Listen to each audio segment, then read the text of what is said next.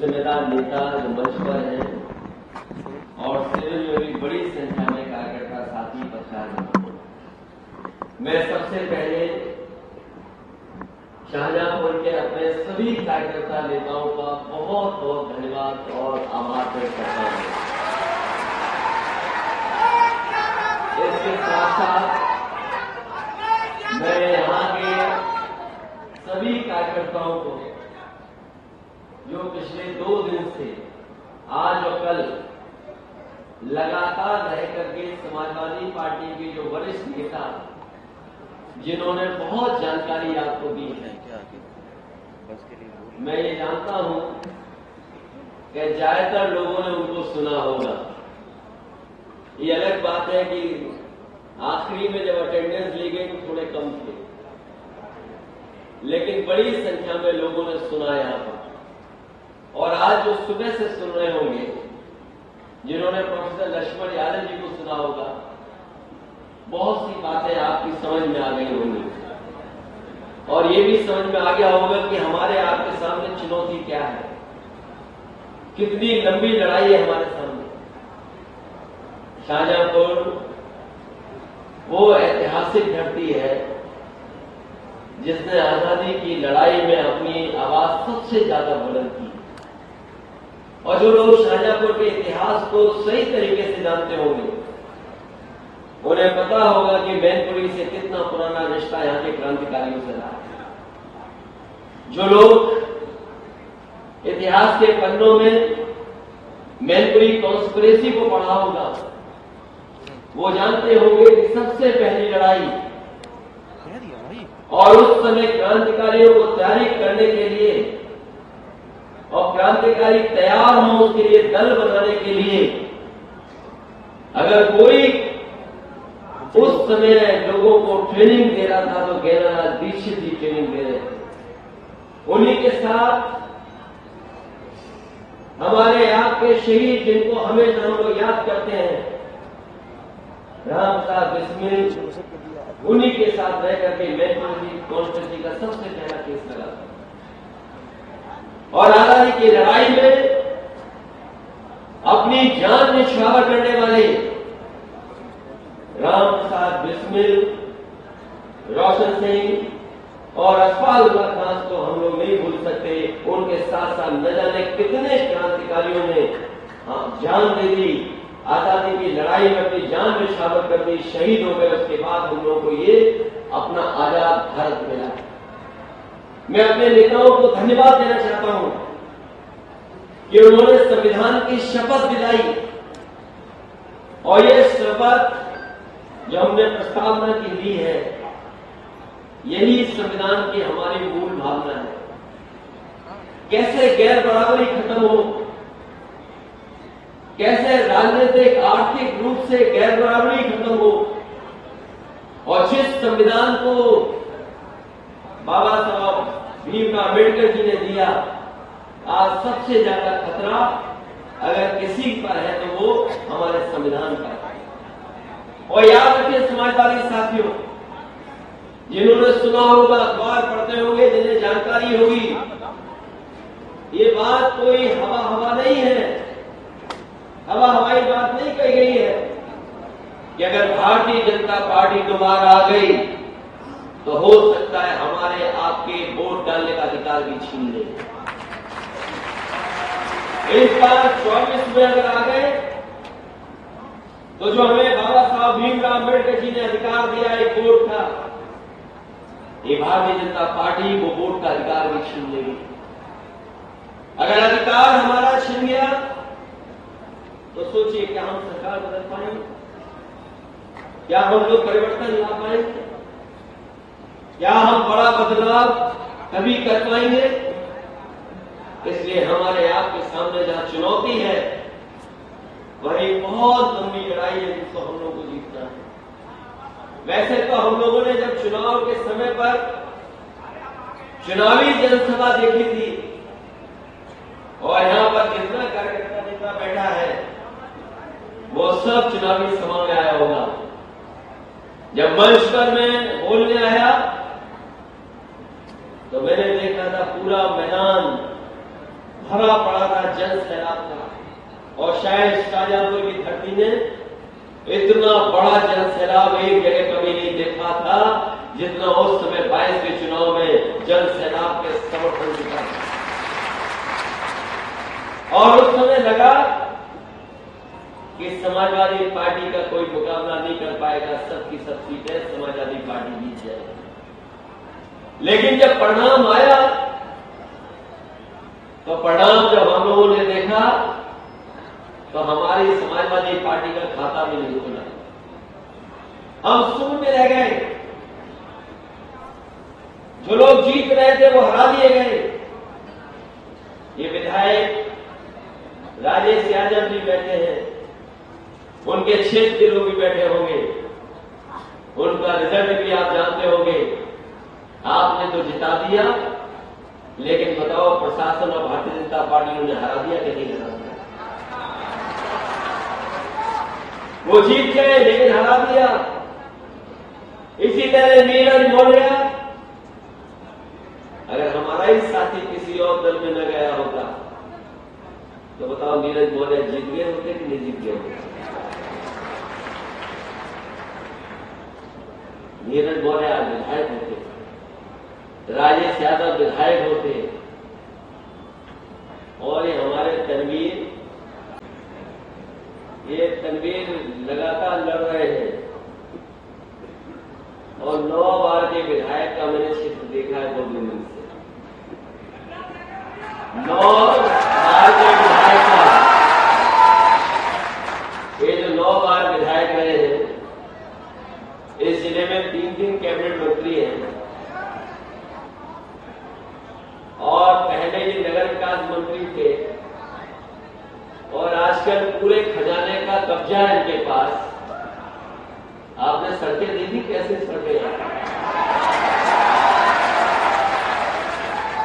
सड़कें देखी है आपने? मैंने पूछा, हमारे साथ जयेश जी बैठे हुए थे, हमने कहा बताओ शहर देख नहीं पाई, ये पता नहीं कहां बाईपास से मुझे लेके जा रहे हैं। ये बाईपास से इसलिए लेके जा रहे हैं कि आप जल्दी पहुंच जाओ। अगर शहर से गए होते तो आप अपने होटल भी नहीं पहुंच पाते। ये हालत है शहर की। आपको याद होगा देश के प्रधानमंत्री जी ने झाड़ू लगाया और उन्होंने आह्वान किया कि स्वच्छ भारत अभियान में सब जुड़ जाओ, और भारतीय जनता पार्टी के नेताओं को जहां कहीं भी झाड़ू मिला वो झाड़ू लगाने लगे। हर जगह झाड़ू लगाया, लेकिन पता नहीं भारतीय जनता पार्टी के यहां के नेताओं क्या हो गया, उन्होंने शाहजहांपुर में झाड़ू नहीं लगाया। अभी जब मैं तनवीर जिला अध्यक्ष के घर से बाहर निकला, मैंने ढेरों कूड़ा देखा, इतना कूड़ा देखा जिसकी आप और हम लोग कल्पना नहीं करते। बताओ शहर में हर जगह कूड़ा दिखाई दे रहा है कि नहीं? और कूड़े को खाते हुए जानवर देखे कि नहीं देखे? और एक जानवर तो लखनऊ से जैसे ही निकले हम, शाहजहांपुर तक हमें वो जानवर डिवाइडर भी दिखाई नहीं। ये जो साथी गांव से निकल करके आए होंगे, बताओ सड़क या सड़क के किनारे की टकराते हुए दिखाई दे? कोई डिवाइडर नहीं बचा है जहां पर वो जानवर में दिखाई देते हो। पता नहीं भारतीय जनता पार्टी को सांडों से कौन सा प्रेम है। यही इनका स्वच्छ भारत है। सोचिए आप, अगर हम शाहजहांपुर को देख लें, ये वो मंत्री हैं जो मुख्यमंत्री को कभी कभी बोलने नहीं देते। पूरे खजाने का उनका हिसाब किताब है, और इनका शहर देखो तो सड़कों में गड्ढे और कूड़ा, और बिजली कब आती होगी कब चली जाती होगी, और जब बिजली का बिल आता होगा तो बताओ आपको करंट लगता है कि नहीं लगता है? और जो बिजली आ रही है, मैं फिर दावा करके कह के जा रहा हूं आपको, जो आज उत्तर प्रदेश में बिजली उपलब्ध है वो नेताजी और समाजवादियों की देन है। अगर नेताजी और समाजवादियों ने उत्तर प्रदेश में इतने बिजली के कारखाने नहीं लगाए होते तो शायद उत्तर प्रदेश में गरीब किसान को इतनी बिजली नहीं मिलती। जैसे ही शाहजहांपुर में घुसा मैं इधर बहुत सालों के बाद में आया हूं, मैं जैसे ही शाहजहांपुर में घुसा हूं मैंने देखा सबसे ऊंची चिमनी हमें दिखाई दी, ऊंची ऊंची चिमनी दिखाई दी। यही रोजा पावर प्लांट का ऊंची ऊंची चिमनी, बताओ किसकी देन है ये चिमनी? बताओ नेताजी की देन है कि नहीं है? सबसे ऊंची चिमनी और ये जो बिजली बन रही है पूरे उत्तर प्रदेश से लेकर के देश को भी बिजली मिल रही है। अगर किसी की देन है तो नेताजी और समाजवादियों की देन है। याद होगा जब नेताजी मुख्यमंत्री बने थे, एक आपके शाहजहांपुर का बहुत पिछड़ा इलाका वो जुड़ा ही नहीं है, कितना घूम के जाना पड़ता है। ये हमारे साथी जानते होंगे उस जगह का नाम अपुल का। सोचो कहां घूम करके जाना पड़ता था। सुना है जब से खंबा टूटा है उसका पिलर टूटा अभी तक ठीक नहीं कर पाए। जो पिलर टूटा सरकार डबल इंजन वालों की, दो सरकारें, लेकिन आज भी पुल नहीं ठीक कर पा रहे हैं। बताओ हमारे गांव के लोगों को कितनी तकलीफ और परेशानी होगी, कहां से घूम करके जाते होंगे। कई 100 किलोमीटर चल करके जाना पड़ता होगा। और ये जो सड़क बनी है एक्सप्रेस वे, ये ऐसी एक्सप्रेस वे बनी है कि दिल्ली से कोई चलेगा तो मुझे ज्यादा चलना पड़ेगा। मैंने पूछा सदन में कि कोई एक्सप्रेस वे बनता है तो एक जगह से दूसरी जगह को सीधा जोड़ने के लिए पहुंचाया जाता है, सीधा पहुंच जाए, इसलिए एक्सप्रेस वे बनता है। लेकिन चलो कोई बात नहीं, मंत्री जी ने अपना अलाइनमेंट बदल दिया, अलाइनमेंट शाहजहांपुर की तरफ ले आए। तो मैंने जब सदन पे पूछा तो सोचो हमारे साथियों ने सुना होगा क्या कह रहे थे मुख्यमंत्री जी कि फरक्काबाद वाले चूसते रहे गन्ना और धन ले गए खन्ना।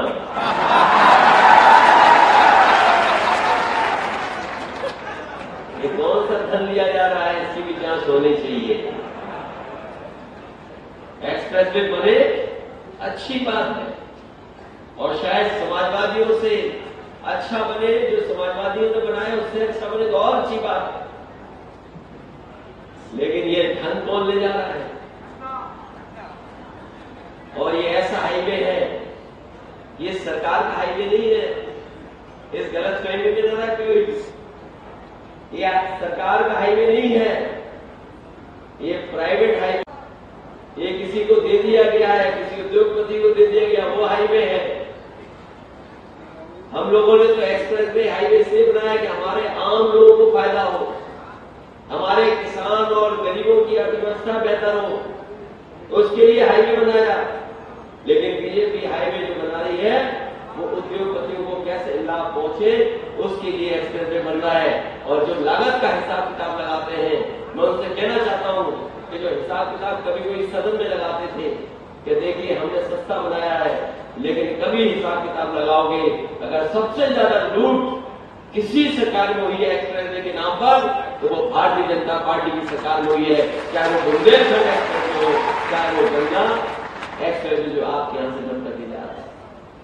पता नहीं कब बनेगा, जब बनेगा तब देखा जाएगा।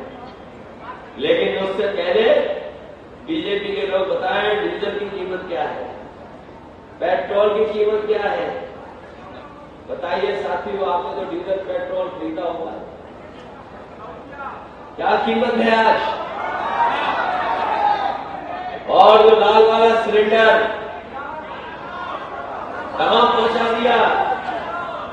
सुनने में आ रहा है कि दिवाली पर फ्री देने जा रहे हैं। ये दिवाली में इसलिए फ्री देने जा रहे हैं क्योंकि चुनाव आ गया। पहले होली दिवाली निकल गई, उसका हिसाब किताब कहां है? कहीं हिसाब किताब इनके पास? और कह रहे थे कि इन्वेस्टमेंट आएगा उत्तर प्रदेश में, इन्वेस्टमेंट आने वाला है। बड़े बड़े आयोजन किए लखनऊ में, उद्योगपतियों को बुलाया गया कि कारखाने लगेंगे, उद्योग लगेंगे। बताओ शाहजहांपुर और पीलीभीत आसपास के लोगों, अगर कोई बड़ा कारखाना लग रहा हो जिसमें हमारे नौजवानों को नौकरी रोजगार मिल गया हो तो बता दो। नौकरी रोजगार नहीं। और सरकार से पूछो कि बताइए यहां बेरोजगारी बढ़ गई, तो हमारे मुख्यमंत्री तो इतना पढ़े लिखे हैं जिसकी आप कल्पना नहीं कर सकते। ये कहां से डिग्री मिलती है योगी वाली, ये पता ही नहीं है। अगर हमारे सिविल को पता लग जाए कि योगी वाली डिग्री किस यूनिवर्सिटी इस कॉलेज में मिलती है, तो हो सकता है हमें बहुत सारे साथियों को पकड़ना पड़ेगा कि वहां मत जाओ, यही ना हो सिविल में। कोई जानता है कहां मिलती है डिग्री? और जब हम लोगों ने नौकरी रोजगार के बारे में पूछा तो सरकार कहती है कि 100 में केवल 4 बेरोजगार हैं। यहां मनोज पांडे जी भी बैठे हैं। सदन में हम लोगों ने पूछा कि बताओ कौन सा हिसाब किताब लगा रहे हो आप, कि जहां आप कहते हैं कि 100 में 4 बेरोजगार हैं। बताओ शाहजहांपुर के लोगों, क्या ये बात मान ले सरकार की कि 100 में केवल 4 बेरोजगार हैं? और सच्चाई तो ये है कि किसी गांव में चले जाओ, किसी कस्बे में चले जाओ, हमारे नए 90% नौजवान बेरोजगार और बिना नौकरी के रह रहा है। और फिर क्या सरकार कहती थी कि नौकरी केवल यादवों को मिल जाती है, मुसलमान भाइयों को मिल जाती है। और बोलते बोलते हमारे मुख्यमंत्री जी कौन सी भाषा बोल गए? इनकी सरकार में 46 में 56 हो जाते हैं। बताओ हमारे मुख्यमंत्री कितने जानकार हैं कि 46 में 56। हमने पूछा कि वो सूची कहाँ है 46 में 56 वाली, आज तक नहीं मिली 46 में 56। अगर मुख्यमंत्री जी नहीं दे पा रहे हैं तो कम से कम यहां के लोग दे दे, यहां के मंत्री घूम रहे हैं। 46 में 56 कौन भरोसा करेगा? और जो नौकरियां मिल रही हैं, आप जानकारी कर लेना, इतना भ्रष्टाचार कभी उत्तर प्रदेश में नहीं हुआ। चाहे किसी विभाग में नौकरी आप देख लेना, जितने भी नौकरी पाए हैं उनसे कुछ न कुछ हिसाब किताब सरकार ने मांगा या कुछ लोगों ने वसूल दिया, तब जाकर के उन्हें नौकरी मिली। अभी सीबीआई हुई है, विधानसभा विधान परिषद की नौकरियों में सीबीआई हुई है। भागते फिरे सुप्रीम कोर्ट सरकार के लोग। सोचिए सरकार का जब पर्दाफाश होने लगा तो सरकार के बड़े बड़े लोग सुप्रीम कोर्ट भागे और कहा कि विधानसभा विधान परिषद की नौकरियों की सीबीआई जांच नहीं करे। कभी सूची निकलवाना विधानसभा विधान परिषद में किन लोगों को नौकरी दी है, और जो विभागों में नौकरियां मिल रही हैं बिना पैसे के किसी को नौकरी नहीं मिल रही। इसलिए हम आपसे कहना चाहते हैं, आपको हमको सावधान रहना पड़ेगा। समाजवादियों ने अगर पुलिस भर्ती की थी तो हम लोगों ने पुलिस भर्ती में केवल नंबर मांगे थे नौजवानों के कि 10वें 12वें के नंबर ले आओ और दौड़ के दिखा दो, आप भर्ती हो जाओगे, आपको कोई परीक्षा नहीं देनी पड़ेगी। ऐसा इंतजाम किया था। और वो इंतजाम इसलिए किया था कि कई बार नौजवानों के सामने खिलवाड़ जाती उनकी भविष्य की। आज जो नौकरियां हैं, नौजवानों को नौकरी चाहिए।